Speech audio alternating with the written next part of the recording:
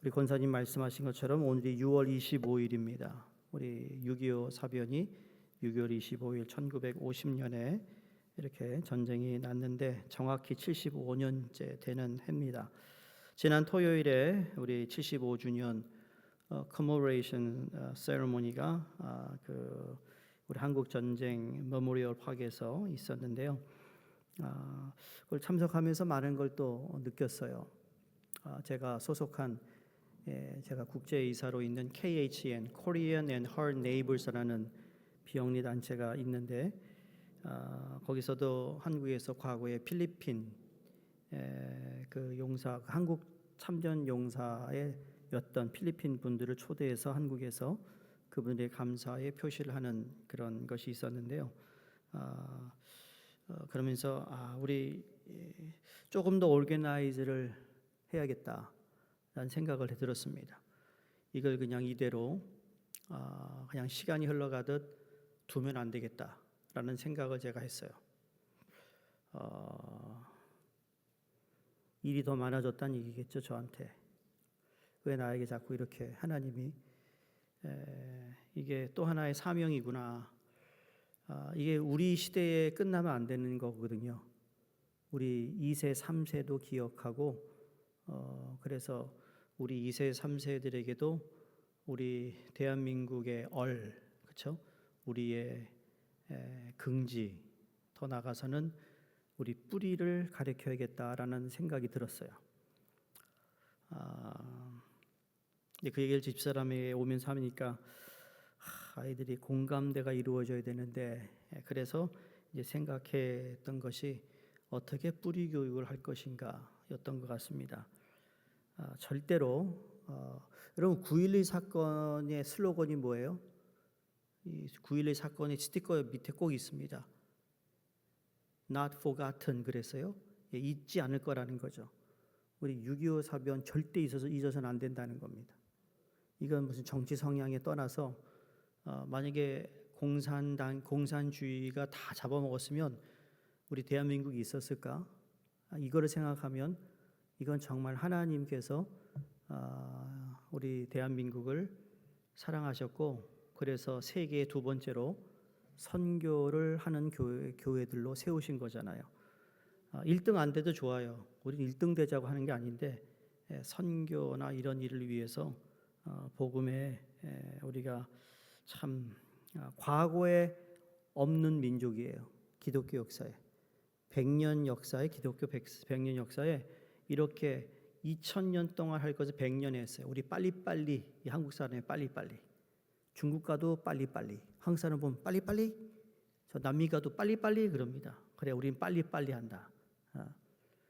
이제 제대로 잘 해야 되는데 우리 교회가 어쨌든 싫으나 좋으나 우리가 그 메모리얼 홀을 우리 교회에 있습니다. 그리고 그렇다면 제가 올해는 솔직히 이거 바쁜데 이거 가야 되나 생각이 있어서 순서 맡아서 갔는데요. 갔다 오면서 더 잘해야지 생각이 들었습니다. 그렇죠? 이왕 할 거 잘하자. 이왕 할 거 잘하자. 잘하지 않으려면 하지도 말자. 그렇죠? 황영성 목사가 하겠다고 합니다. 그러니까 잘하자고요. 내년에 우리 2세들도 좀 그 스피치를 시킬 겁니다. 해야겠다는 생각이 듭니다. 그러니까 이게 우리 사명입니다.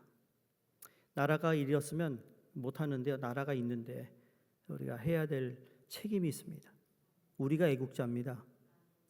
성경을 보면 디아스포라 민족을 쓰셨어요. 유대인들이 디아스포라예요.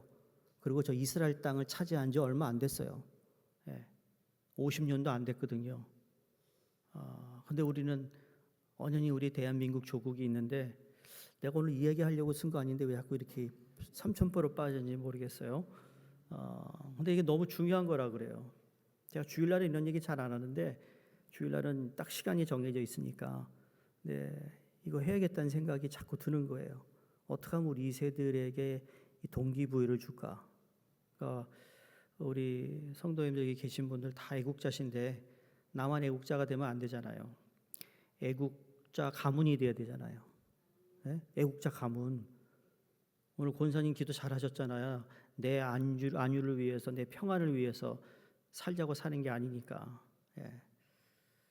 내년에 아주 그냥 더 멋있게 해야겠다는 생각이 듭니다. 아멘이십니까? 아멘 하면 다 와야 돼. 다음 주에, 내년에. 예, 다 오셔요. 예. 그때는 아예 그냥 태극기 티셔츠를 만들어야겠어요.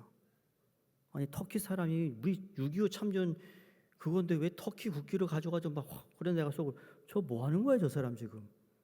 왜 우리나라 참전해 준 건 고마운데 이게 도대체 누구를 위한 건가라고 생각이 들 정도로 왜 우리가 이렇게 밀릴까? 태극기 티셔츠를 만들어야겠다. 다 입혀야겠다.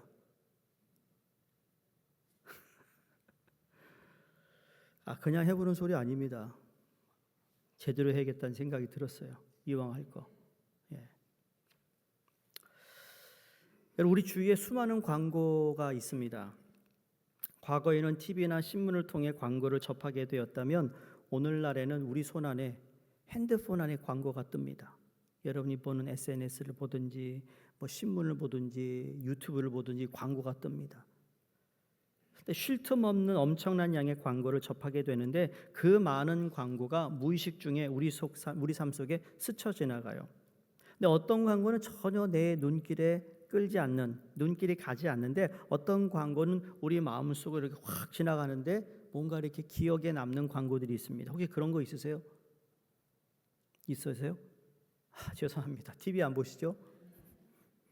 유튜브는 보시잖아요. 유튜브에 광고들 나오잖아요. 그렇죠? 여러분 미국에서 제일 많은 흥미를 갖고 보는 광고들이 있습니다. 어느 때 광고를 제일 흥미 있게 보는 줄 아세요? 슈퍼볼 때. 그 슈퍼볼에 30초 하는 광고가요. 엄청난 액수를 내고 광고를 낸다고 합니다. 그래서 광고 회사들이 있는데 그 광고를 받아주는 접수해주는 회사가 따로 있는 거예요. 제가 먼저 본 교회 청년이 그 광고 회사인데요. 슈퍼볼에 들어오는 광고 접수만 해도요. 그 회사가 대단한 돈을 버는 거예요. 그래가지고 30초, 40초 이렇게 해가지고 시간을 줘서 그때 이 커머셜을 만드는 거죠. 그래서 경기를 보는 것보다도 그 중간중간에 경기를 보기보다 광고를 보기 위해서 TV 앞에 앉아 있을 정도로 많은 사람들이 잔뜩 기대하는 것이 광고입니다. 근데 오래전에 제 마음속에 이 기억에 남은 광고 하나가 있습니다. 그게 뭔가 하면 타이틀이 잃어버린 강아지를 찾습니다. 잃어버린 강아지를 찾습니다라고 하면서 그 잃어버린 강아지 이름이 럭키예요.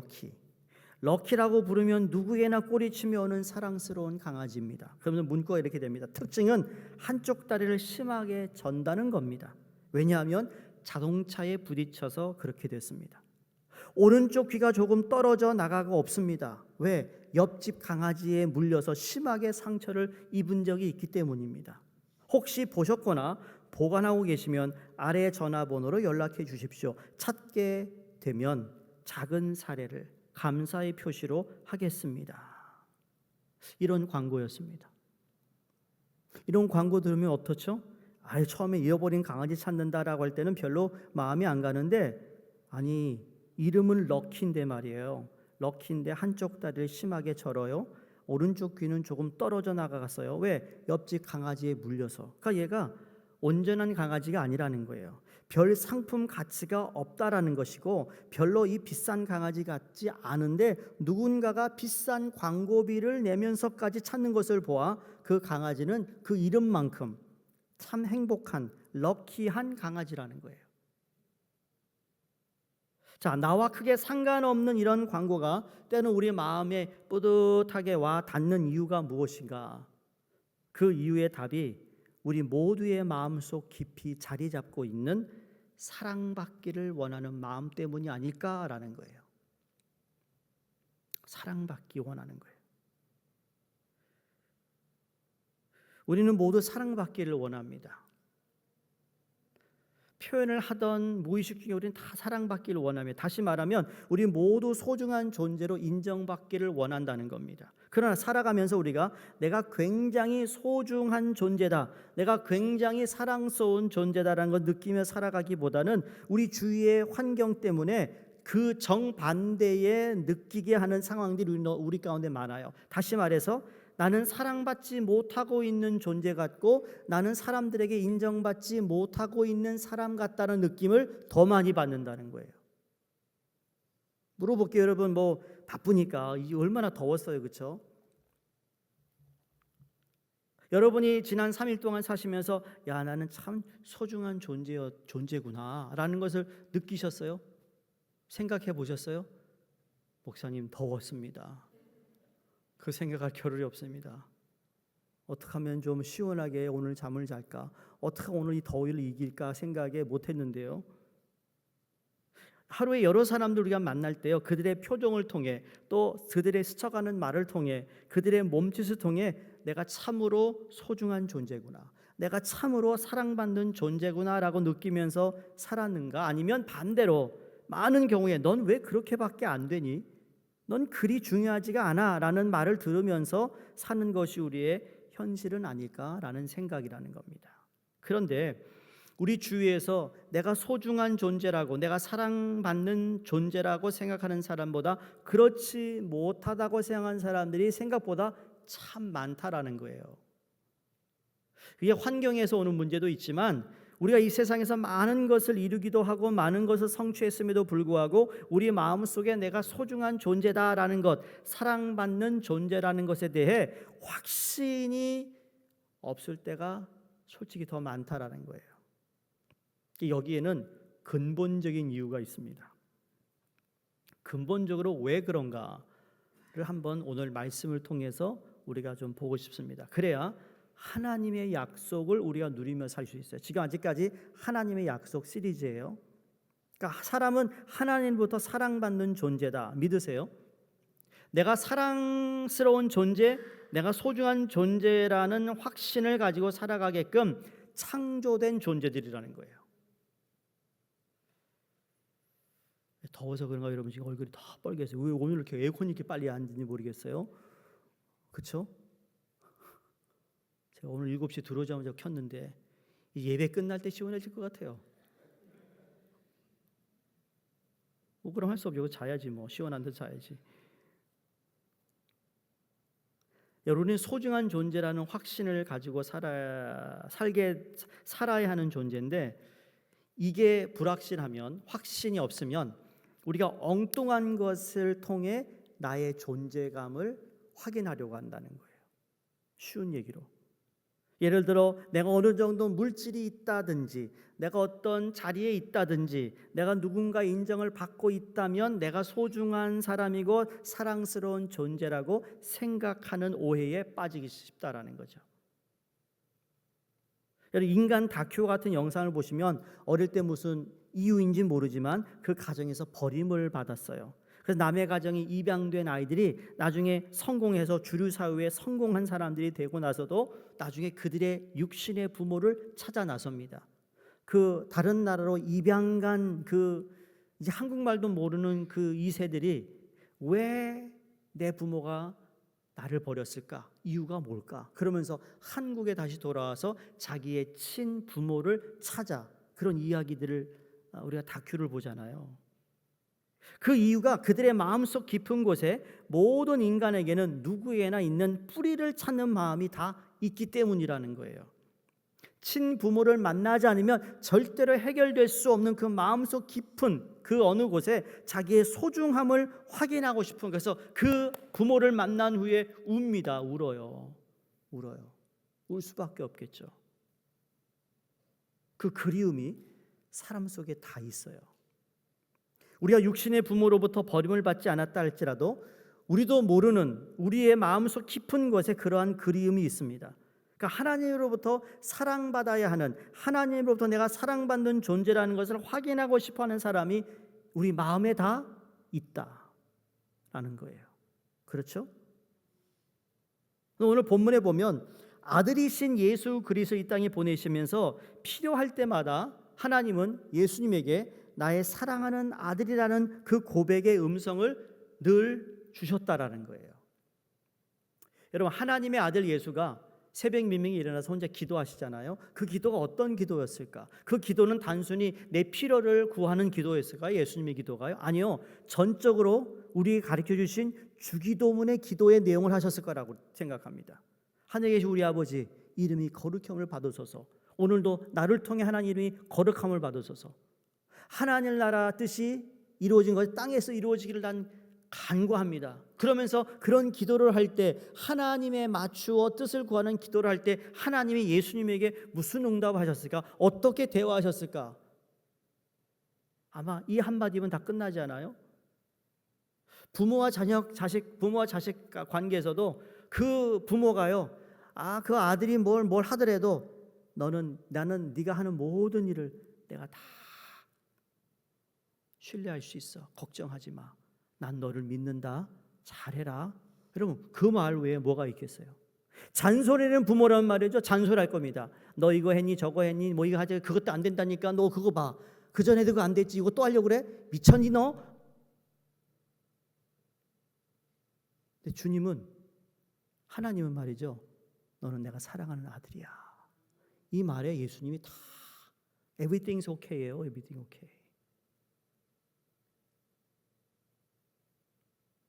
그 약속은 하나님의 자녀가 된 우리 모두에게 똑같은 약속을 주신다고요. 그러니까 우리가 하나님께 기도할 때 하나님의 뜻 가운데 기도하는 그 기도, 그것이 우리의 가정의 문제든 경제적인 문제든 뭐 건강의 문제든 간에 하나님, 내 이 상황 속에서 하나님이 거룩히 여김을 받기를 나는 원하는데 그렇지 못한 상황에 놓일 때 있습니다. 나를 도와주세요. 그럼 마지막 우리가 고요히 주의 음성을 기다리며 기도를 마칠 때쯤 주님이 나를 향하여 미소 지으시든지 우리를 향해 내가 너를 사랑한다, 이런 이 말이면 된다는 거예요. 근데 우리는 그 음성도 듣지 못하고, 하나님 아버지 왔습니다. 오늘 아시죠? 나 이거 있습니다. 도와주셔야 됩니다. 안녕, 빠이. 그럼 언제 음성을 듣냐고, 언제 음성을. 그 나가는데 하나님, 얘야. 그런데 벌써 나가버렸어. 그런 기도를 우리가 한다니까요. 그 기도는 엉덩이로 하는 거예요. 엉덩이로. 앉아 있어야 된다는 거죠. 자, 어떻게 하면 하나님의 사랑받는 자 약속을 놓치지 않고 살아갈 수 있을까요? 오늘 하나님의 말씀 이렇게 답하고 계십니다. 우리를 향하신 하나님의 사랑을 바로 이해하는 것이 필요하다. 우리는 우리를 향한 하나님의 사랑을 오해하고 살아갈 때가 많이 있습니다. 하나님의 사랑을 우리의 사랑인 것 같은 오해할 때가 있어요. 그러니까 다시 말해, 인간의 사랑을 비추어서 하나님의 사랑을 이야기할 때가 있어요. 병상에 누워있는 분을 목사님이 찾아갔다고 합니다. 그리고는 그분의 예수님 복음을 전했대요. 그런데 그 병상에 계신 분이 이렇게 말하더래요. 목사님, 바쁜 시간에 오셔서 너무 오셨는데 죄송합니다. 다른 사람은 몰라도요, 나 같은 사람은요, 하나님이 용서하실 수 없을 겁니다. 참으로 안타까운 일 아니에요? 하나님께서는 사랑으로 그분을 부르고 계신데 그 사랑을 받을 만한 존재가 내가 되지 못한다고 스스로 거부하는 그 모습에서 때로는 우리의 모습이 거기에 비추어질 수 있다라는 거죠. 하나님이, 여러분, 이러한, 그러니까 그 뭐랄까, 사랑할 수 없는 존재가 이 세상에 한 사람도 없습니다. 다시 말해, 하나님은 모두를 사랑한다. 모두에게 기회를 주신다. 하나님이 사랑할 수 없는 인간의 형태, 인간의 환경은 있을 수 없습니다. 그럼에도 불구하고 우리는 하나님의 사랑을 내가 알고 있는 인간의 사랑이라는 인식으로 잘못 이해해가지고 인간의 사랑에 국한 것으로 하나님의 사랑을 왜곡시킨다는 거예요. 그러니까 우리가 하나님 아버지라 부르면 아버지에 대해서 인식이 안 좋은 사람은 그 하나님이 아버지라는 자체가 싫은 거예요. 왜? 내 친아버지가 나를 얼마나 학대했는지 알아? 근데 하나님이 아버지라고? 난 그 아버지라는 단어 자체도 난 싫어 라는 사람들이 있다라는 거예요. 그런 분 만나보셨어요? 있어요. 그러니까 거부하는 거예요. 하나님의 사랑이 과연 어떠한 사랑일까? 오늘 로마서에 보면 하나님의 사랑이 어떠한 사랑인지를 가장 함축해서 설명해 주고 있는 말씀이라고 생각하는데, 하나님의 사랑을 오늘 본문에서 두 가지 특징을 우리에게 요약해 줍니다. 첫 번째 특징은 하나님의 사랑은 계산적이지 않다라는 거예요.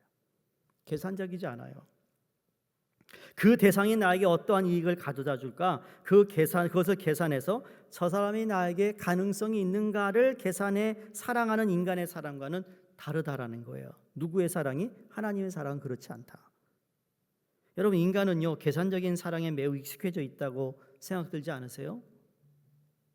내가 지금 계산적인 사랑하고 있는데도 그것이 계산적인 사랑인지도 모르고 살아갑니다. 예를 들어 이제 결혼해야 할 자녀를 두고 계시다면, 여러분 자녀의 결혼 대상자를 여러분 어떤 분을 찾든지 다 여러분 나름대로 기준이 있잖아요. 근데 대부분 이렇게 생각해요. 미국에 이민해 오신 분들 보면, 우리 2세대를 생각해서 키가 어느 정도는 돼야 될 것 같고요, 학벌도 어느 정도는 돼야 되겠고요, 영화 배우는 아니더라도 그래도 좀 미모가 좀 있지 않겠어요? 또 무슨 말 하세요? 성격도 좋아하지 않겠어요? 또 똑똑해야 되지 않겠어요? 부모가 자녀를 위한다는 생각이니까 그거 누가 욕할 건 아닙니다. 그런데 그 이야기를 잘 들어보면 그 안에도 보이지 않는 계산적인 생각이 있는 거라는 거예요.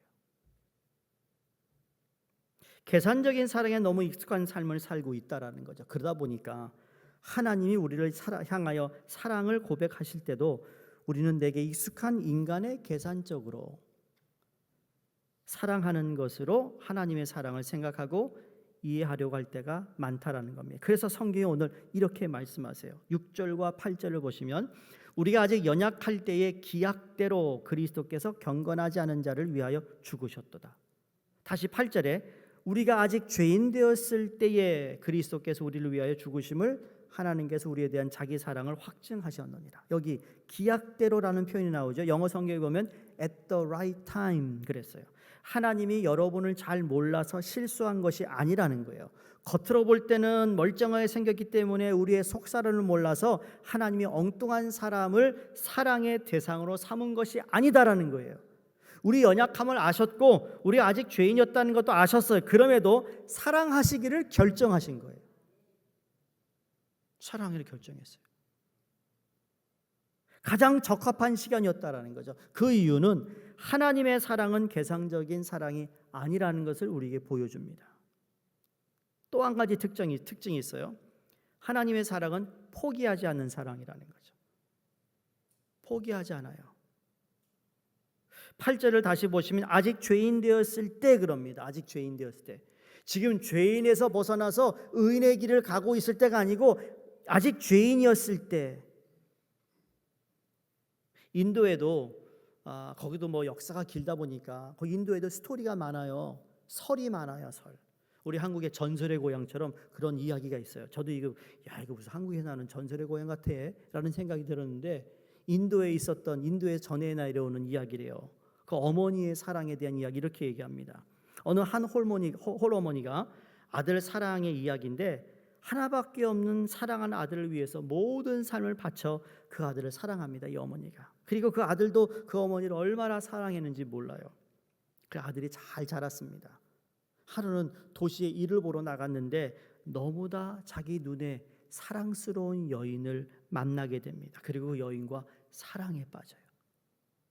교제가 시작되었어요. 그 여인이 사귀는 남자를 보니까 그의 어머니와 그 아들의 사랑이 너무 특별한 걸 알고는 시기심에 이 여인이 이러한 요구를 했다라는 거예요. 당신의 어머니와 나 사이에서 사랑을 결정하라. 어머니냐 나냐. 이런 며느리 들어오면 어떡하죠? 당신이 정말 나를 사랑한다면 당신 어머니의 심장을 내게 가지고 와라. 이 아들이 이틀 밤 3일 밤 잠을 못 잡니다. 그런데 어느 날 자기 어머니의 심장을 들고는 자기 사랑하는 여인에게 뛰어갑니다. 정신없이 밤에 뛰어갑니다. 캄캄한 밤이어서 앞이 잘 보이지 않는데 무언가에 걸려 넘어져서 자기 손에 들고 있던 어머니의 심장을 떨어뜨립니다. 너무 당황해서 그 심장을 찾으러 가는데 자기 귓가에 익숙한 목소리가 들립니다. 들었더니 어머니의 목소리였어요. 그 심장에서 아들을 향해 난 목소리는 아들아 괜찮니? 넘어져서 무릎이라도 깨지지는 않았니? 하는 어머니의 음성이 그 심장에서 흘러나왔다라는 이야기입니다. 아들은 어머니를 배반했지만 어머니의 사랑은 그런 아들까지도 포기할 수 없는 사랑의 이야기인데, 여러분 로마서 오늘 이 본문의 말씀은 우리에게 말씀하시는 하물며 하나님의 사랑은 그 어머니의 사랑 이상으로 이미 죄인이었을 때 거들떠 보지도 않는 그러한 존재였음에도 불구하고 사랑하기로 결정하시고 그리고 끝까지 사랑하기를 하나님이 마음에 정하셨다라는 거예요. 하나님 여러분을 사랑하신다고요. 끝까지 변함없이. 저희 모두는 하나님을 사랑한다고 고백만 하는 것이 아니라 실제로 하나님을 진정으로 사랑한다고 믿습니다. 그런데 우리도 살다 보면 우리도 모르게 하나님보다 더 사랑스러운 대상이 생긴다는 거예요. 하나님보다 더 소중한 것들을 만나게 될 때 우리의 마음을 쉽게 내줄 때가 있다라는 거죠. 그럼에도 불구하고 하나님은 변치 않는 사랑으로 우리를 여전히 사랑하고 계십니다. 그게 복음입니다.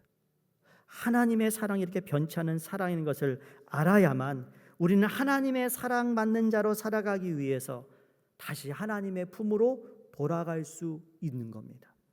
내가 어떠한 죄를 지어도 하나님은 나를 여전히 사랑하시다. 물론 꾸질 수도 있고 나에게 책망하시지만 책망은 사랑 때문에 책망하신 거고 꾸중을 하신 것은 사랑 때문에 꾸중한 것이지 내가 미워서 나를 골탕 먹이려고 꾸짖은 것이 아니다라는 것을 알 때 말이죠.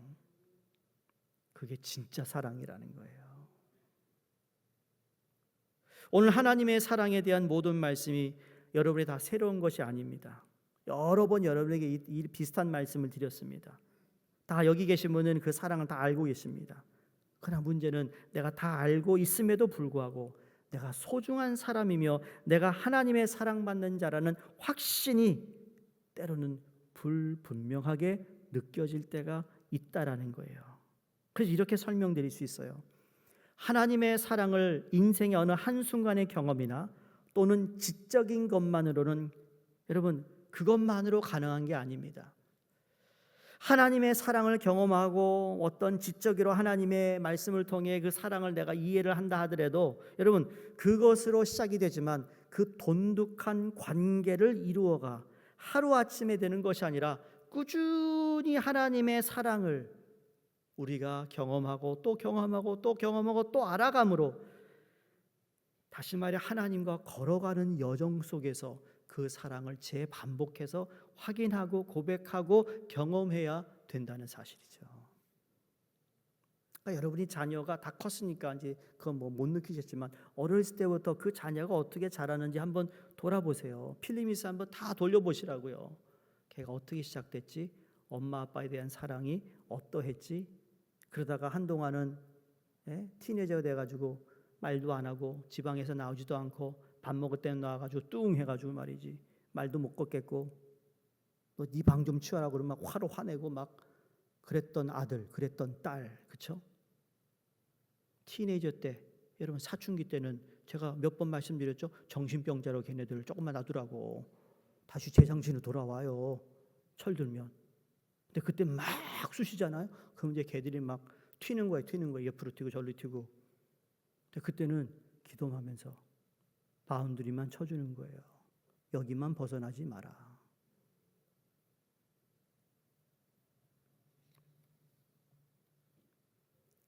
그들이 부모에 대한 사랑을 또 느끼잖아요. 그렇죠? 이거 분명히 혼날 짓을 했는데 엄마 아빠가 더 나를 사랑하는 말을 하는 거예요. 야, 네가 내게 얼마나 소중한데 너 그거 한 건 잘못된 건데 네가 다치지 않았으니까 다행이다. 이 한마디에 사랑을 다시 한번 경험하는 거죠. 더 깊은 사랑을 그들이 체험하게 되잖아요. 하나님과의 관계가 바로 그런 거예요. 넘어지죠? 하나님 넘어졌다고 이놈이 그냥 또 넘어지네. 우리처럼 인간의 아버지처럼 그러지 않아요. 물론 여러분은 다 좋은 아버지라 그러지 않는데 여기 아는 분들은 그럴 수 있다라는 거예요. 함께 걸어가기 시작하면서 우리의 삶이 하나님이 약속하신 사랑을 받고 있다. 내가 하나님이 사랑하고 있다. 하나님이 나를 사랑하는구나. 이렇게 자연스럽게 소중한 사람으로 내가 변해가는 것을 보게 된다는 거예요. 그래서 오늘 로마서를 기록한 사도 바울도, 여러분 로마에 썼을 바울도 인생도 업앤다운이 심했던 사람이에요. 그럼에도 불구하고 하나님은 바울에게 너무나도 애절하게 말씀하지 않아요? 다메섹에서 자기를 핍박하고 죽이고 있는 이 사울을 향해 하나님 뭐라고 그러죠? 예수님이 사울아 사울아 네가 어찌하여 나를 핍박하느냐. 사랑이 아니었으면 사울, 이놈의 사울 너 맛 좀 봐라 그러고 혼냈을 텐데 그렇지 않아요. 사울을 향한 사랑이 있었던 거예요. 하나님께서 자기가 방어할 능력이 없어서가 아니었습니다. 사울을 향한 하나님의 애절한 사랑 때문이었다라는 거. 하나님과 동행하는 가운데 사랑하는 자로 맛보기 위해 필요한 결단들이 있습니다. 그 결단이 뭔가? 하나님의 사랑을 획득하려는 노력을 중단하고 선물로 받아들일 수 있어야 한다는 겁니다. 사랑을 자꾸 내가 쟁취하려고 합니다. 하나님의 사랑을. 이미 하나님 우리를 사랑하고 계세요. 그러니까 하나님과의 관계를 더 깊이 쌓아가는 것이 중요하다라는 결정을 하셔야 된다는 거예요. 그래야 내가 기도 생활도 더 잘하고 말씀 묵상도 더 잘하는 것이지 그냥 무슨 의무감으로 하면 하다가 그만둬요. 하나님의 사랑을 자꾸 나의 노력으로 얻으려고 하는 그 모습을 중단하라는 것이에요. 이 말은 곧 내 가치를 증명하기 위해서 힘쓰고 애쓰는 것을 중단한다는 말과 같습니다. 무엇인가를 이름을 통해서 무엇인가를 성취함을 통해 내가 하나님의 사랑을 받는다라는 생각을 하지 말라는 거죠. 물론 그걸 하면 하나님이 더 사랑할 수 있지만 그러나 우리는 이미 사랑을 받고 있는 존재라는 거예요. 그러니까 사랑을 받고 있는 사람이니까 더 열심히 살아가는 것이지 사랑을 얻기 위해 열심히 노력하는 게 아니라는 거예요. 이게 한국교회에서 아주 심합니다. 뭔가를 얻기 위해서 교회도 내가 담임 목사에게 인정받기 위해 어느 장로님의 인정받기 위해 내가 노력을 하고 자꾸 보이려고 하는데 그러지 말라는 거예요. 그럴 필요 없다니까요. 하나님 그렇게 역사하지 않으세요. 저는 여러분이 하나님과 동행하는 것에 더 초점을 맞출 수 있기를 바랍니다. 저희 모두는 하나님의 사랑을 깊이 느낄 수 있고 하나님이 나를 얼마나 사랑하는지를 깨닫는 것이 더 중요하다는 거예요. 제가 만약에 뉴욕교회 성도 여러분에게 인정받고 싶은 목사가 된다 그러면 불쌍한 존재가 되는 거예요. 내가 아세요? 그렇게 목회도 안 할 거지만 여러분도 하나님께 초점 맞추고 저도 하나님께 초점을 맞추어서 하나님께 인정받는 사람이 되면 그 모든 사람이 사랑하는 자, 이 하나님을 사랑하는 자, 뜻대로 부르심 받은 자들은 모든 것이 합력하여 선을 이룬다는 말씀이 그 뜻이거든요. 아멘이십니까? 네? 왜 사람에게 인정받으러 가냐고요? 하나님께 인정받으면 하나님 그 시간이 적절한 시간에 하나님 그 사람을 올리기 시작한다니까요. 내가 스스로 올라가려 하니까 힘든 거예요. 사랑하는 여러분, 예수 그리스도를 따라가시는데 어떤 모습으로 따라가고 계신가요? 하나님의 사랑은 내가 사랑받는 자라는 확신을 가지고 감사함으로 따라가실 수 있기를 바랍니다. 내가 사랑스러운 존재라는 그 무엇을 증명하기 위해 주님을 따라가면 그 무거운 짐이 됩니다. 진리가 너희를 자유케 하리라 했는데도 불구하고 짐으로 느껴진다면 그건 우리가 지금 잘못 신앙생활을 하고 있을 거라는 것을 금방 알아야 됩니다. 자꾸 내 노력으로 얻으려고 하는 것을 중단하고 하나님이 주신 그 사랑의 관계를 어떻게 하면 내가 잘할 것인가라는 거죠. 그러면 두 가지 말씀드리고 마칩니다. 어떻게 중단할 수 있을까? 내게 인정받으려 하고 자꾸 이렇게 이미 하나님께 주신 거에 소중한 존재임에도 불구하고 그것을 자꾸 깨닫지 못하고 내가 그걸 하려고 할 때 여러분 내 귓가에 들리는 부정적인 음성들을 다 차단해야 됩니다. 뭐 신앙생활 할 때나 아니 여러분 지인 가운데도 우리에게 부정적인 얘기하는 사람들, 그렇죠? 하나님을 사랑하고 교회를 사랑하고 싶은데 자꾸 옆에서 부정적인 얘기하는 사람들의 귀 그거를 다 차단하라는 거예요. 두 번째는 뭐냐면 하나님의 사랑이 필요하면서도 사랑이 필요하다는 것과 표현하지 못하는 것 있잖아요. 그러니까 좀 자유롭게 하나님의 사랑을 표현할 수 있는 저 여러분이 되었으면 좋겠어요. 헨리 나운이 이렇게 정의합니다. 교만에 대한 정의인데 교만은 자기가 사랑하는 자신이 모습을 자기가 생각하고 하는 자기의 모습을 보이기가 싫어서 자기를 더 높은 자리에 앉히려는 태도가 교만이다 그랬어요. 하나님이 필요하면서도 하나님의 사랑이 필요하면서도 우리로 하여금 고백하지 못하게 하는 모습이 왜 그럴까? 그 안에 보이지 않는 교만이 있을 수 있다라는 거죠. 말씀을 마칩니다. 오늘 성경으로 돌아가면 똑같은 말을 몇 번 반복합니다. 6절에 8절에 그리고 다시 10절에 아직 연약할 때 아직 죄인 되었을 때 그 다음에 10절에 뭐죠? 원수 되었을 때 그래도 불구하고 하나님 우리를 사랑하셨다. 하나님의 약속을 받는데 가장 중요한 것 중에 하나는 선물인데 하나님이 나를 사랑하신다. 변치 않고 사랑하시고 끝까지 사랑하신다. 이게 하나님의 약속이에요. 여러분 소중한 존재라는 거. 이걸 꼭 마음에 다시 한번 새기시고 마음판에 새기시라고요. 그 누가 와서 뭐라 그래도 하나님은 나를 사랑하셔. 그러한 고백이 우리 가운데 늘 있고 하나님의 관계 속의 사랑이 더욱더 깊어지기를 주의 이름으로 축원드립니다.